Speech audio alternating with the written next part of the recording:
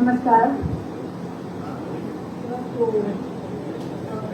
ರಾಬಿಟ society Bhatkal ಅವರಿಗೆ ಧನ್ಯವಾದಗಳನ್ನು ಹೇಳ್ತೇನೆ. ಯಾಕಂದರೆ ನನ್ನನ್ನು ಕರೆದಿದ್ರು, ನನ್ನ ತಂದೆಯವ್ರನ್ನೂ ಕರೆದಿದ್ರು.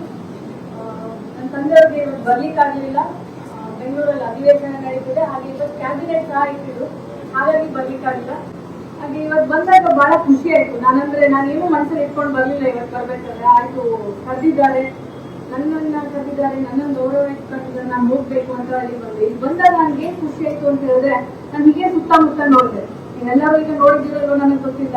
ಈ ಗೆಸ್ಟ್ ಲೀಸ್ಟ್ ನಾನು ನೋಡಿ ಬಹಳನೇ ಖುಷಿ ಆಯಿತು. ಯಾಕಂದ್ರೆ this is what Bhatkal is, this is what Bhatkal stands for. ಯಾಕಂದ್ರೆ ನಾನು ನೋಡ್ತಾ ಇದ್ದೇನೆ, ಬಹಳಷ್ಟು ನಮ್ಮ ಜನ ಇದ್ದಾರೆ, ನಮ್ಮ ಹಿರಿಯರಿದ್ದಾರೆ, ಎಲ್ಲರೂ ಇದ್ದಾರೆ ಅಲ್ವಾ. ನಮ್ಮ ಜನರೇನಿದ್ದಾರೆ ಅವರನ್ನೆಲ್ಲರನ್ನು ನಾವು ಒಟ್ಟುಗೂಡಿಸಿ ಕರ್ಕೊಂಡು ಹೋಗುದೇ ನನ್ನ ತಂದೆಯ ಆಸೆ ಆಗಿರ್ಬೋದು, ನನ್ನದೇ ಅದೇ ಆಸೆ. ಇನ್ನು ಭಟ್ಕಳ ಡೆವಲಪ್ಮೆಂಟ್ ಆಗಿರ್ಬೋದು, ಭಟ್ಕಳ ಇನ್ನು ಮುಂದುವರಿಬೇಕು, ಅದೆಲ್ಲರೂ ನಮ್ಮ ಮನಸ್ಸಲ್ಲೂ ಇದೆ, ನನ್ನ ತಂದೆಯವರ ಮನಸ್ಸಲ್ಲೂ ಇದೆ. ಹಾಗಂದ್ರೆ ನಾವು ಸುಮ್ಮನೆ ಕೂತ್ಕೊಂಡಿಲ್ಲ. ನಾನು ಇವತ್ತು ಹೇಳಿಕ್ ಬಯಸ್ತೇನೆ, ಯಾಕಂದ್ರೆ everybody is asking what Mankala Vidyaswar is doing. I want to say everyone that when he sleeps at night and when he wakes up in the morning, I think that man only thinks one thing: I need to do something for the land that I was born in. This is my town and I want to do great things here. ಯಾಕಂದ್ರೆ ಬೆಳಗ್ಗೆ ಆದ್ರೂ ಯೋಚನೆ ಮಾಡೋದು, ನಾನು ಭಟ್ಕಳಕ್ಕೆ ಏನ್ ಮಾಡ್ಬೋದು, ರಾತ್ರಿ ಆದ್ರೂ ನಾನು ಭಟ್ಕಳಕ್ಕೆ ಏನ್ ಮಾಡ್ಬೋದು. ನನ್ಗೆ ಅವ್ರು ಇವತ್ತಿಗೂ ಒಂದೇ ಮಾತು ಹೇಳ್ತಾರೆ: ನಾವು ಹುಟ್ಟಿದ್ದೇವೆ, ಮುಂದೊಂದು ದಿನ ಹೋಗ್ತೇವೆ, ಅದೇ ಪ್ರಕೃತಿಯ ನಿಯಮ ಅಲ್ವಾ. ನಾವು ಯಾರು ಇರೋದಿಲ್ಲ. ಆದ್ರೆ ನಾವು ಏನ್ ಮಾಡಿಟ್ಟು ಹೋಗ್ತೇವೆ ಅದ್ರ ಮೇಲೆ ಈ ವ್ಯಕ್ತಿ ನೆನ್ಪಿಟ್ಕೊಂತಾರೆ.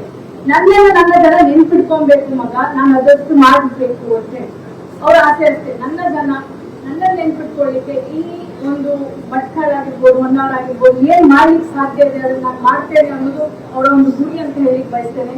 ನನ್ಗೆ ಗೊತ್ತಿದೆ ಏಪ್ರಿಲ್ ಮೇ ಬಂದ್ರೆ ಈ ಕುಡಿಯೋ ಬಹಳ ಸಮಸ್ಯೆ ಆಗ್ತದೆ ಅಂತ ಹೇಳಿ ಅದಕ್ಕೆ ನಾವು ಸುಮಾರು 300 ಕೋಟಿ ವೆಚ್ಚದಲ್ಲಿ ಗೌರ್ಮೆಂಟ್ ಇಂದ ಮಾಡ್ತಾ ಇದ್ದೇವೆ.